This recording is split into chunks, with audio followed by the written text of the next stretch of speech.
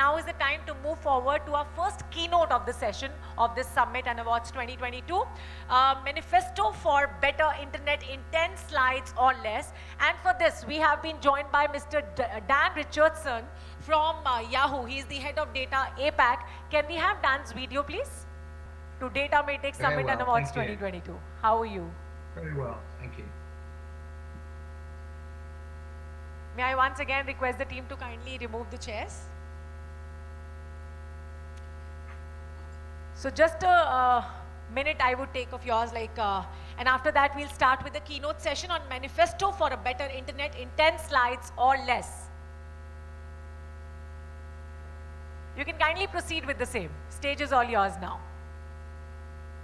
Thank you very much. Allow me to share my screen and kick off the presentation. Thanks for everyone for joining, and it's a pleasure to be with you, albeit virtually. I hope to see you next time in person. So allow me a minute just to share my screen.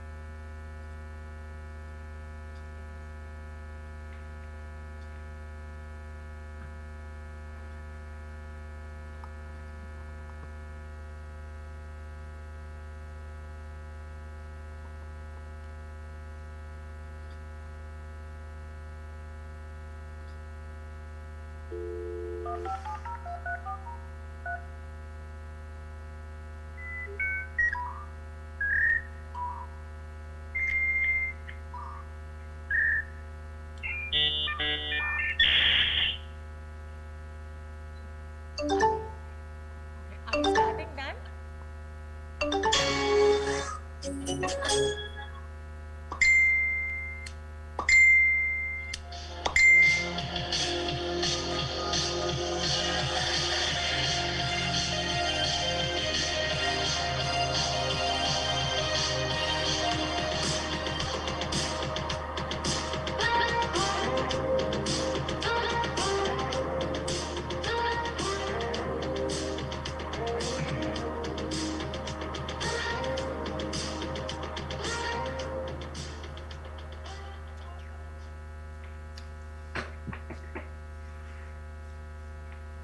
Hi everyone, I'm Dan Richardson. I'm head of data at Yahoo Asia Pacific.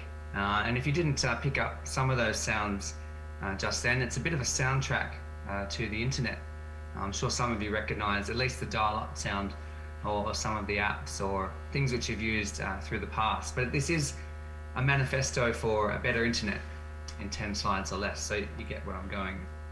So at 27 years old, Yahoo is potentially older than many of you watching on today, potentially in the crowd. For others, that first search query is fresh in your mind. You know, for me, it was 1995. I was on my big desktop computer and my task was Scotland and its history. And for the first time, I decided to leave that big Encyclopedia Britannica on the shelf and take a leap of faith in this new thing called the World Wide Web. So Yahoo, along the time, has seen considerable change, and well expected for one of the founding companies, or the OGs, original gangsters of the internet. We've experienced many learnings along the way.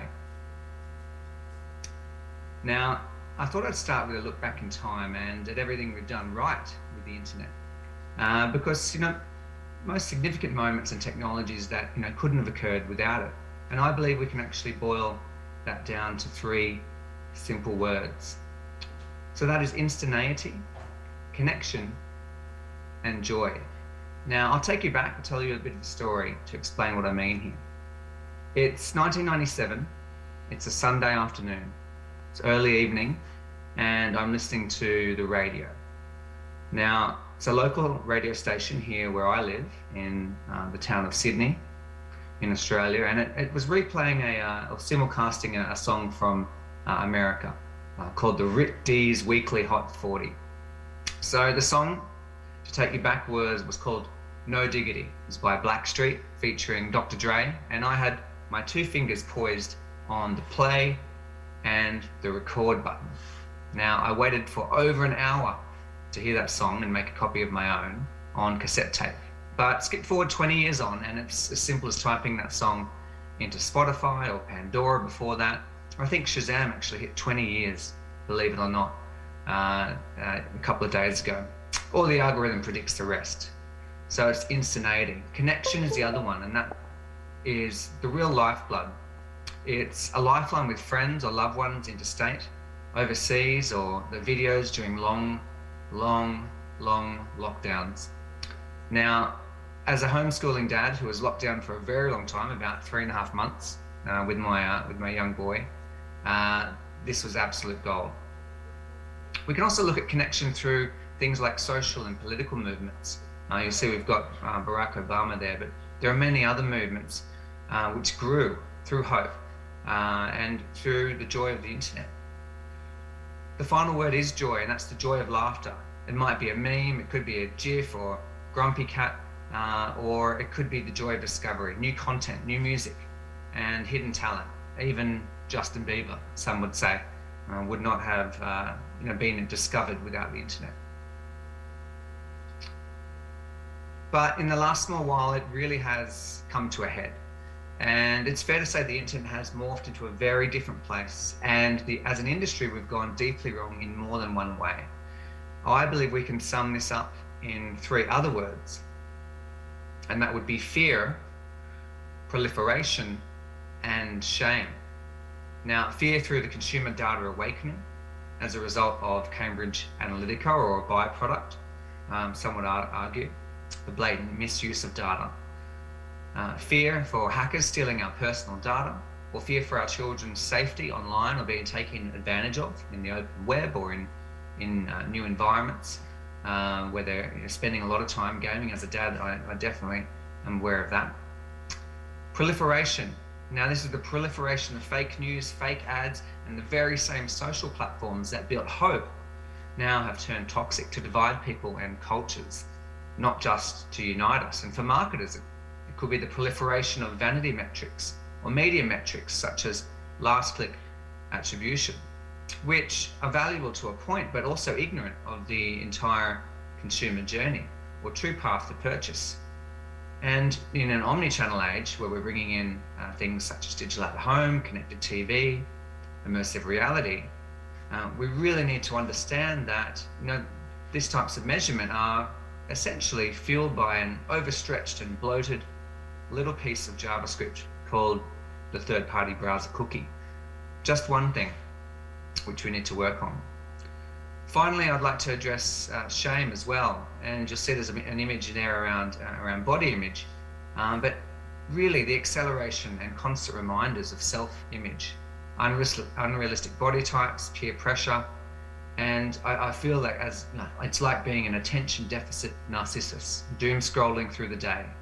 And just look what we did to poor old Justin Bieber. So my point is, everyone, is that it's time to take stock and carefully note what we have learned. So what have we learned? Well, the first thing we've learned is that the internet, as we know it, is broken, and the marketing safety net has been removed.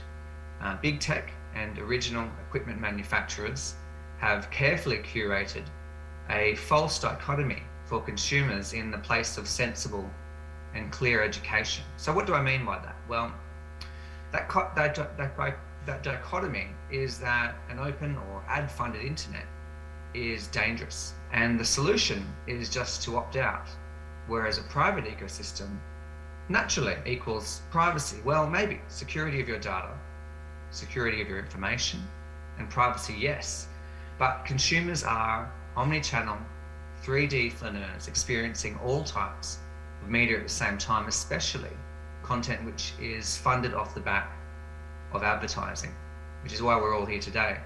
It's why we're all in a job, so we have to get that right. And furthermore, the truth is, with economic headwinds beating at the gates, there hasn't ever been a better time than now to work together as an industry and craft a fair and equitable ad-funded internet. Better content, better ads, and better advertising experiences can be delivered. So to do this, we must address the consumer disconnect head on. Now, based on our research, and this is global research we've done internally and also with partners, but we know that on average about 86% of Gen X consumers, for example, are expecting brands to be personalized, seamless, and innovative in everything they do. And yet, if you look at the same stat on the right there for opt-in rates for things like iOS, it's a global stat, but it does tell a good point. The gap between data awareness and comprehension of how the open internet actually functions is huge. But it's our narrative to own and to fix together. Now, for marketers, this is no new news. In fact, the change is already here.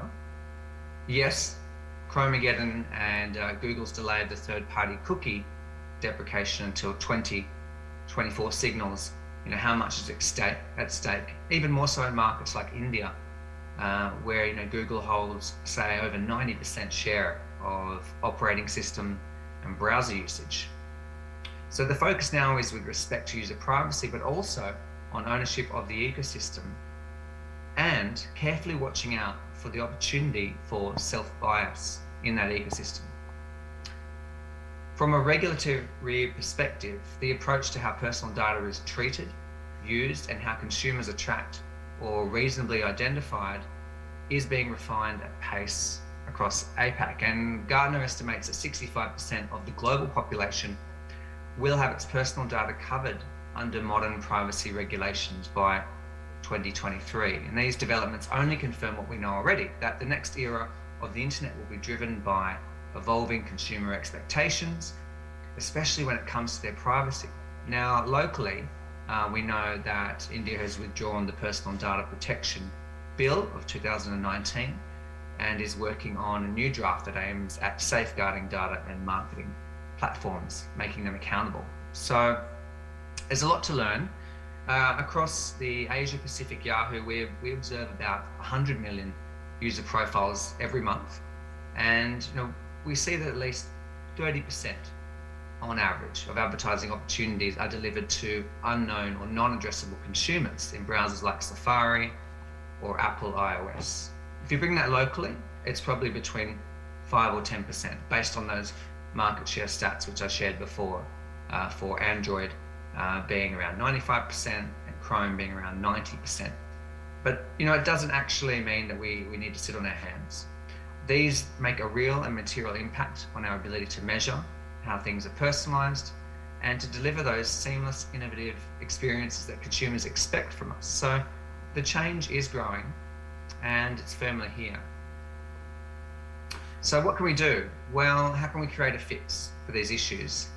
Essentially, we have the internet divided these days into two parts.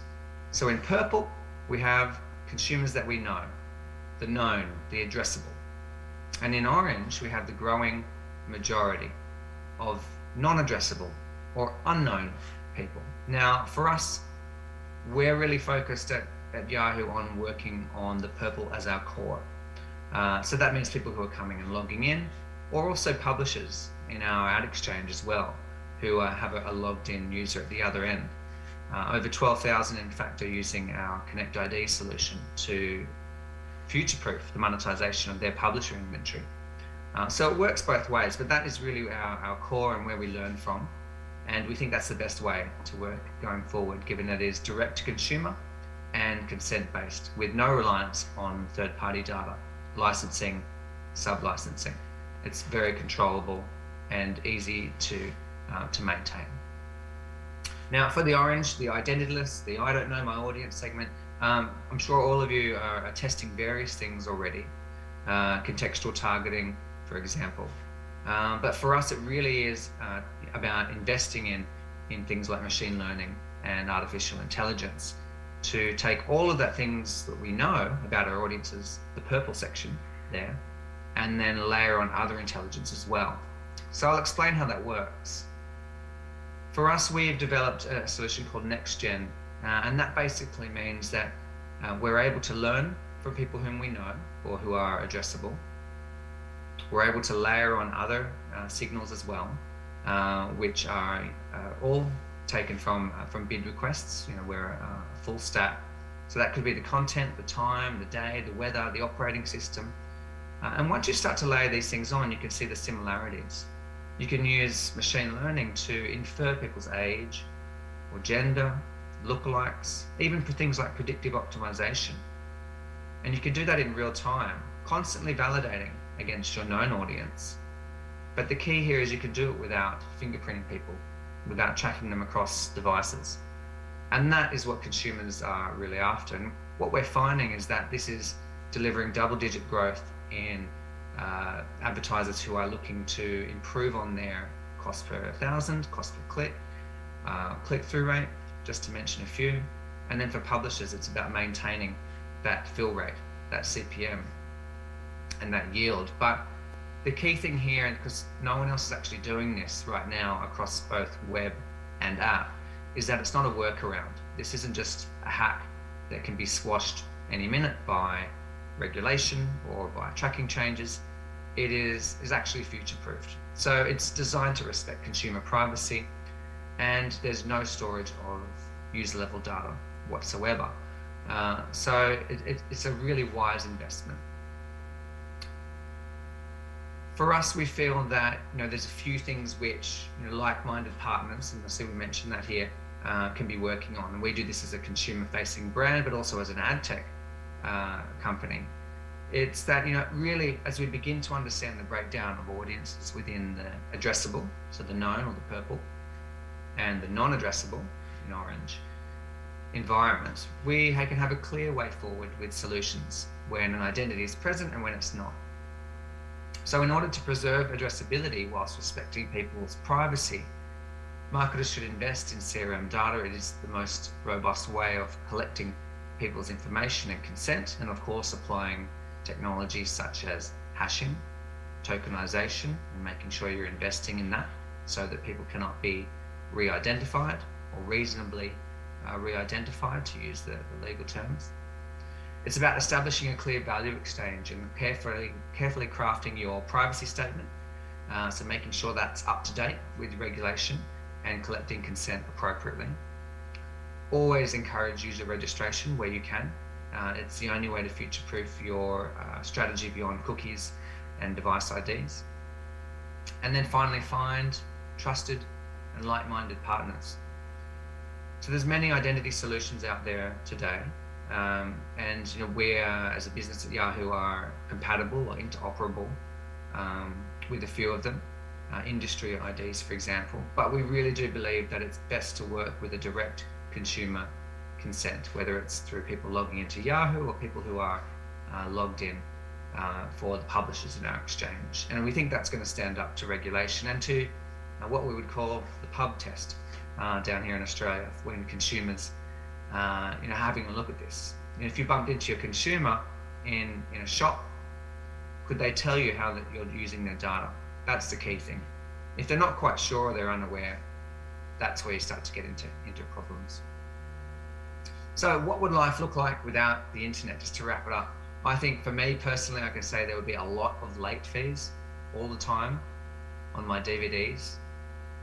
You'd be staying in a dodgy motel instead of that cozy home away from home if you've used an Airbnb or one of those before. You'd be hearing that amazing song but never knowing the artist because there's no Shazam. Or it might be just sending your big presentation by courier and hoping it gets there in time. Well, for a consumer, there are endless reasons to opt in. We just need to show them why.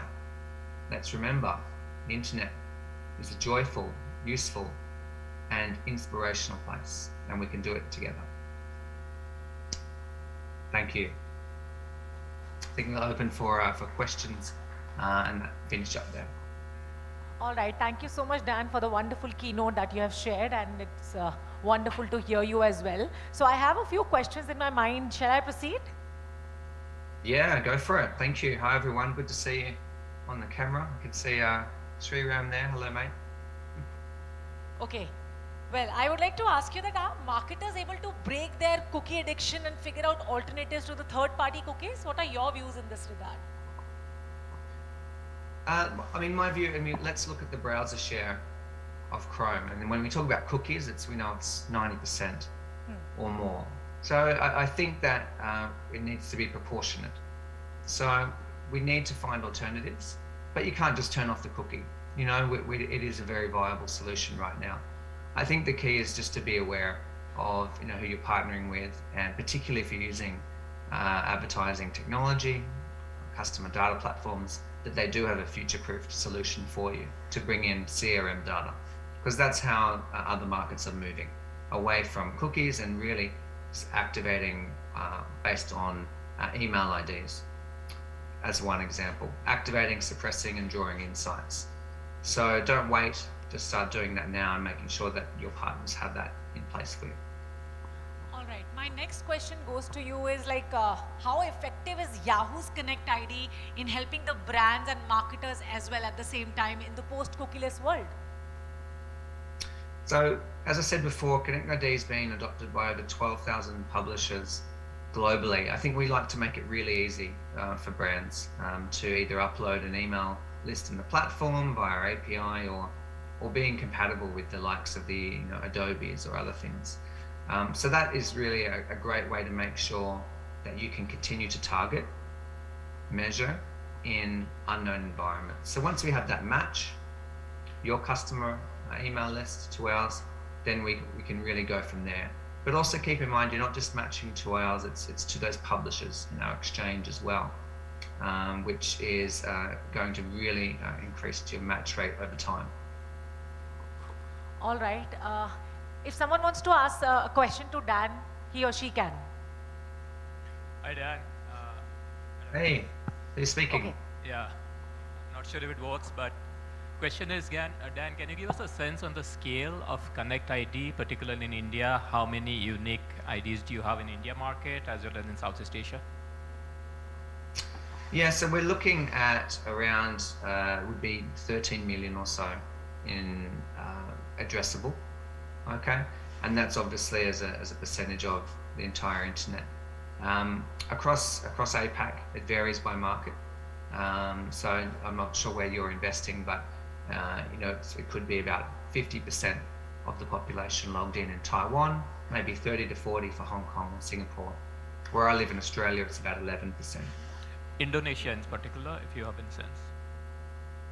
Indonesia, we activate into Indonesia, but we have a very small logged-in base there for things like Yahoo Mail. So the focus is very much Southeast Asia, India, Hong Kong, Taiwan, and Australia. Thank you. Thanks for the question. Much appreciated.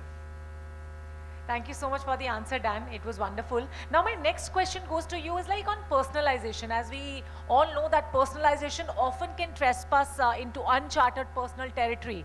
So how can brands draw that thin line, or I could say that important line that distinguishes between personal or privacy invasion or personalization? I think that what we're saying is that consumers very much value personalization when it's a direct conversation with that brand. Email is fantastic for that. If you think about the discounts, offers, e-commerce, loyalty, things you get via email, that's very appropriate. What's not as well received is things such as cookie-based targeting across the internet, which is highly personalized.